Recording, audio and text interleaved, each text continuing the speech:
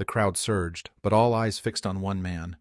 Tom, a war-scarred veteran, powerless as security snatched his cane like a threat. His voice cracked with desperate anger, but they wouldn't listen. Then, a voice from the stage shattered the silence. But what happened next will shock even those who thought they'd seen everything. But first, let's go back to the beginning. Tom's grip tightened around the empty space where his cane had been moments before. The wooden shaft was gone, carelessly tossed aside like some disposable object, and the weight of that loss slammed into him harder than any physical pain ever had. That cane wasn't just a tool, it was the extension of his body, the only thing that steadied him when every muscle screamed in protest. More than that, it was a testament to his survival, a silent witness to the battles that had left scars deeper than anyone around could see. His gaze locked onto Jake's indifferent face, the young security guard who seemed more concerned with enforcing rules than recognizing the man standing before him. Tom's voice, usually steady and commanding from years of discipline, cracked with fury and disbelief. "You don't just take something like that from a man who's fought for his country," he said, his tone low but charged, with an edge that made bystanders fall silent. Jake's response was mechanical, rehearsed even. "No weapons near the stage, sir. It's policy." The cold, bureaucratic phrase felt like a slap across Tom's face. To Jake, this was just a security protocol, a checklist to follow without question.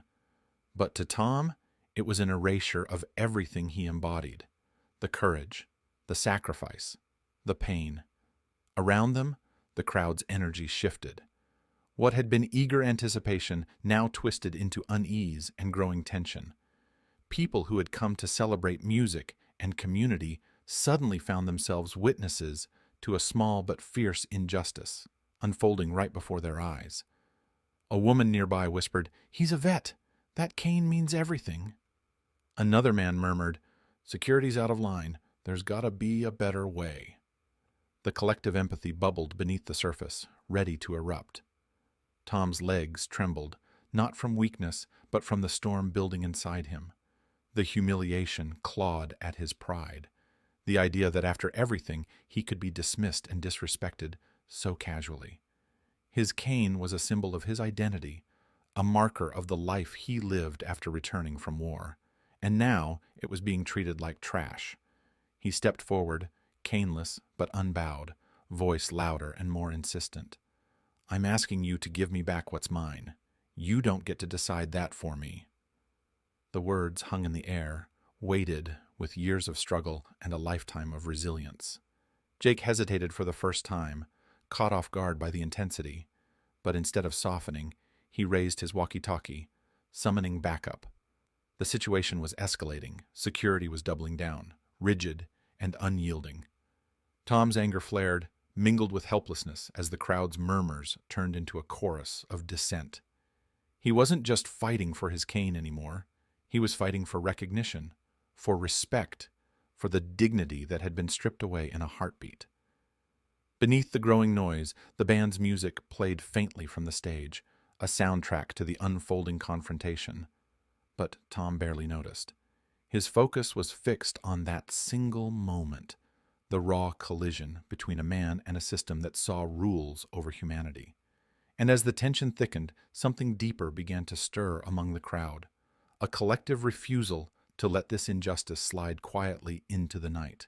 The sharp crack of Dylan's command shattered the suffocating silence that had settled like a dark cloud over the crowd. "Stop the show!" The raw authority in his voice cut through the mounting tension, slicing the heavy air as if it were nothing more than mist. The speakers boomed, amplifying his words until every ear in the venue was gripped, every eye locked on the unfolding drama.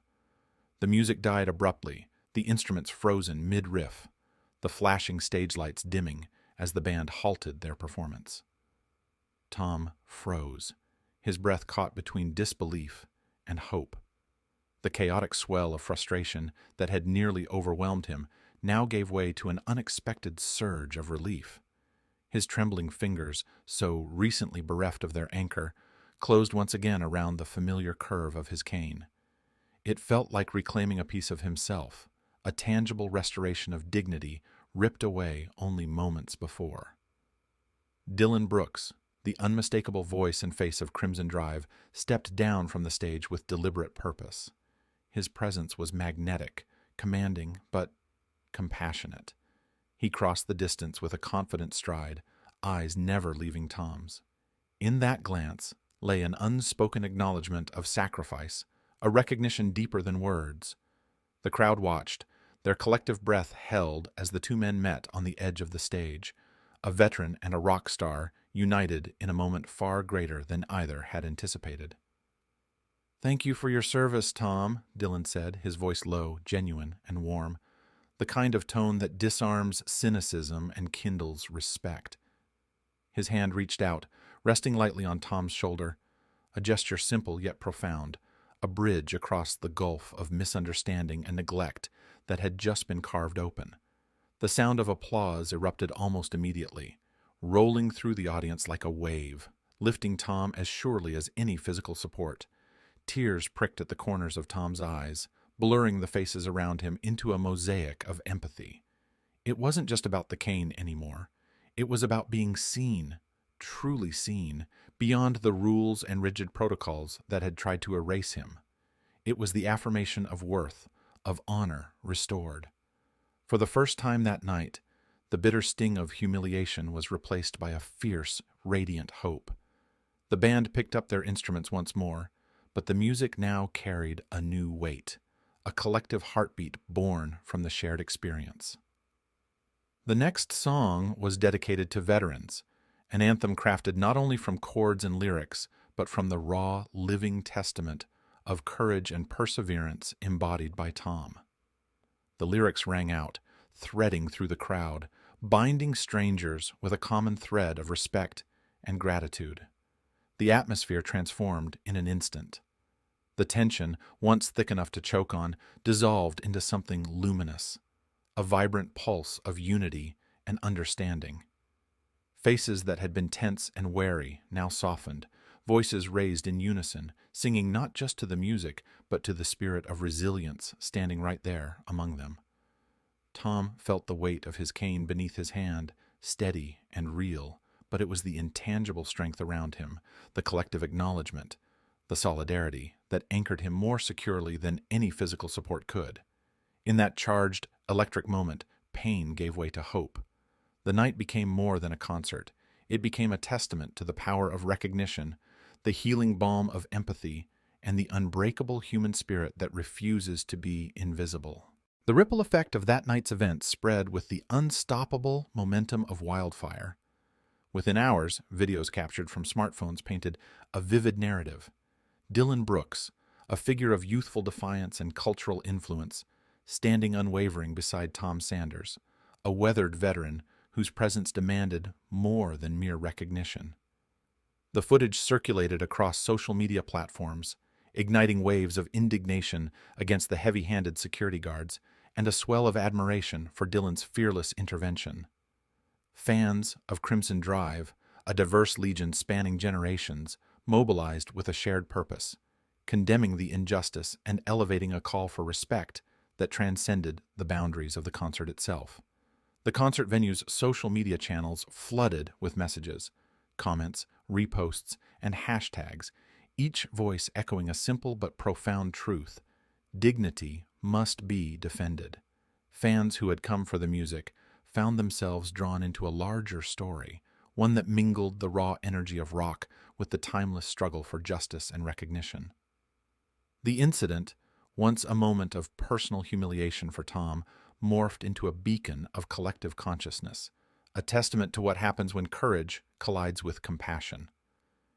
Backstage, the atmosphere was charged yet intimate when Tom finally met the band. The space was a quiet refuge, a stark contrast to the roar of the crowd outside. Dylan approached with a genuine smile, his demeanor stripped of any performative bravado. The conversation flowed naturally, an exchange of truths forged by vastly different lives, but united by a shared respect for sacrifice. Tom spoke of his years in Vietnam, the physical and emotional scars that war left behind, and the loneliness that often follows a soldier home. Dylan listened intently, the weight of those stories settling deep within him. "We've got a responsibility," Dylan said softly, "to use whatever platform we have to make sure stories like yours aren't forgotten. Veterans deserve more than gratitude. They deserve action." The words were a promise, a pledge that reverberated far beyond the walls of the venue. For Tom, the transformation was profound. The cane he gripped, once a stark reminder of pain and limitation, had been reclaimed as a symbol of endurance and honor. It no longer marked weakness. It signified resilience, a testament to battles fought and lives persevered. The ordeal's shadow gave way to the light of triumph, his story becoming an emblem of dignity restored and respect earned.